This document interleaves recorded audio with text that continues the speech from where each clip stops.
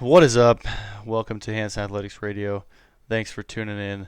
Today we are diving into questions sent in from some of our followers and high school athletes, trying to clear some of the nonsense that's in the air.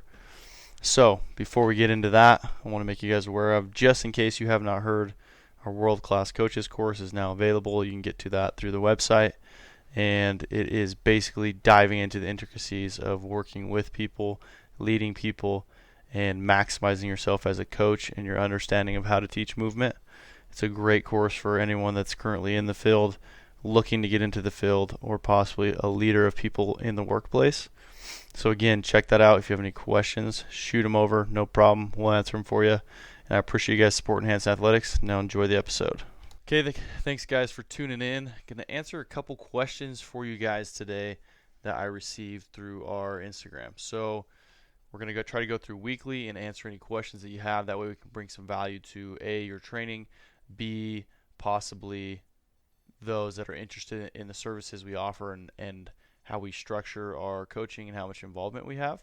I want you guys to be aware of that and know that we are capable of taking those questions and answering them for you, and we'd love for you guys to send these in. So I got two great questions from a youth athlete around this area. Youth as in, we'll say a high school athlete. We'll disregard that comment, youth. First thing he sent was nutrition advice for gaining weight. And basically he's a little bit confused on gaining weight because he's been, in his mind, eating a lot and hasn't been really gaining weight. Although he's getting stronger, he definitely needs to put some size on the frame and gain some weight. So I would say, first things first, people like to make weight gain, weight loss, nutrition really complicated because it's an easier way to sell you on buying a product, right? I think it always comes back to, for this question, how to gain weight, is going to be you need to eat more food. So calories in, calories out. A good example that I use that I enjoy to ask clients is if you took your overweight dog or your underweight dog to the vet, the answer is going to be pretty simple. If it's an overweight dog, your vet's probably going to say, okay, you need to do two things. You need to feed this dog less, and you need to exercise it more, right? So that applies to the same way to us as humans. So if you're trying to lose weight and you're not losing weight, you're either not moving enough or you're consuming too much, and vice versa. So the best advice I think for you that sent this in, Dane, would be eat more. So that's going to be the first thing you need to do.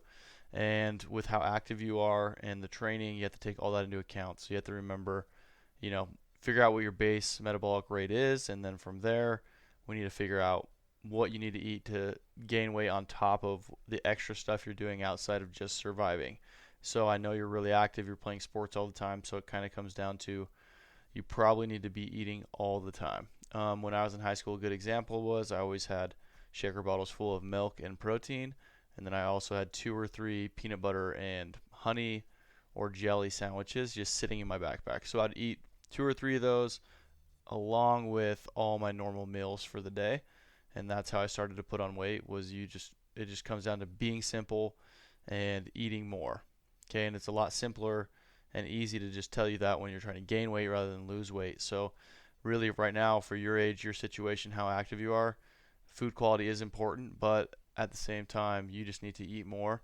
And if right now that means a bunch of peanut butter and jelly sandwiches, then so be it. So that'd be my recommendation. That'd be my answer for you.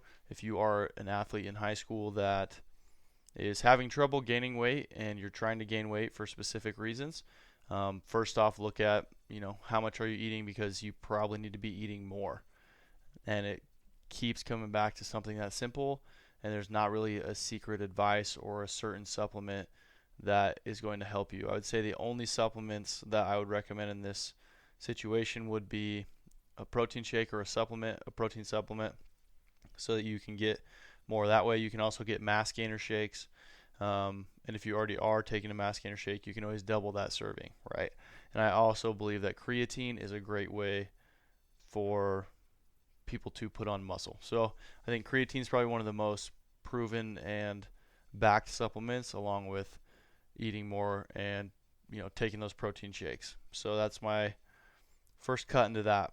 Okay. Second question, how do you balance lifting with in-season skill training? So that's a whole battle that we run into and see as coaches all the time. Is if you want to really get into it, kids are overplaying, right? So basically, we're seeing athletes that are 13 to 16 years old that there is no such thing as in season and out of season because they're playing 2 to 3 sports, which we like that. But the problem is it's not they're playing one sport and then moving on to the next sport and then moving on to the next sport. They're playing soccer, and then basketball season starts, but they're still on a club soccer team.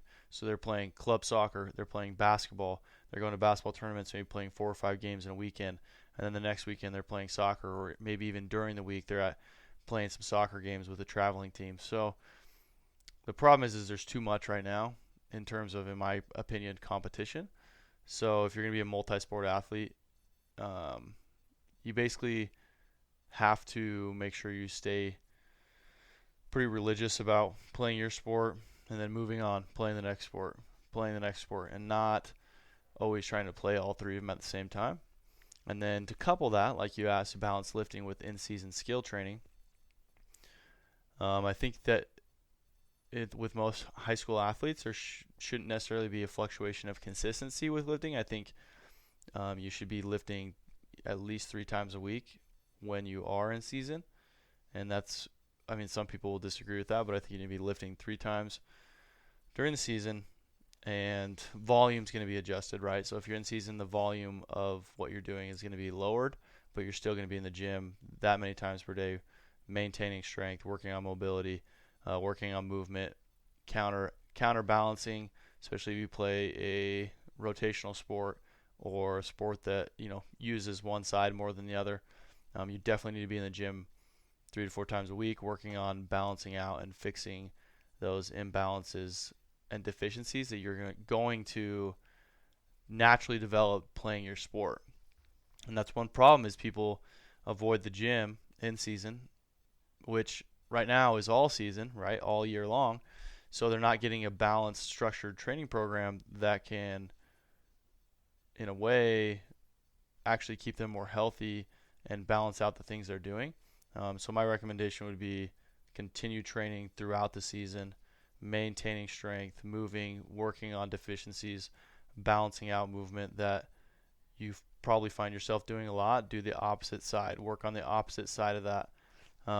Train in a way that's going to carry over to sport, so you can work on, developing that posterior chain and working to improve movement patterning, because a lot of times, we've got kids that are 13 years old that can't finish games because their knees hurt so bad, that come to us to get fixed. So it's pretty sad that we're having overuse injuries and from just a lot of movement pattern loading, like shitty movement patterning that's getting loaded repeatedly with no breaks. So because it's pretty hard to injure a 13-year-old from overuse because of where they're at, so, and their age.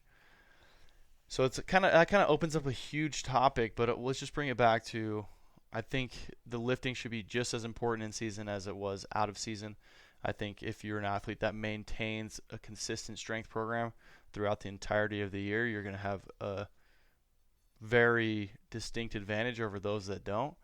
And I think if you have somebody in your corner that can help you create a program that makes sense and teach you how to do it in a way that carries over, it's really going to be a separating factor. It's going to keep you healthy, and there's no reason that you shouldn't be training in season. Again, just look at volume, make sure the volume's in accordance with how much you're playing and whatnot, because that's going to be different for athletes. If you're a starting athlete that's playing every game, every minute, that you're going to train that athlete a little bit different than somebody that's on the bench that isn't really playing. So I think that kind of sums it up. I would definitely encourage you to continue training, continue lifting weights, and focusing on things that can balance you out. And I don't think it should change from what you were doing in the season other than volume. I don't think your movements should change. And I think that way you can arm yourself with a really robust skill set and strength to finish the season injury-free and move better and outshine those that don't. So that'd be my answer to that question. I hope that gives you some feedback. If you're a parent that's listening to this and you're interested in hearing more about that, or you might be overplaying your athlete and now you're just realizing that, feel free to reach out to us. We can have a conversation about it. See, it's unique, it's individual, and that's what we hang our hat on. So we're always there to help with that. You can contact us. Head over to Hansen Athletics. For those that are just listening in, I really appreciate you guys' support, and I hope this was beneficial to you in some way, and you can take this video and learn something from it. So thanks, guys.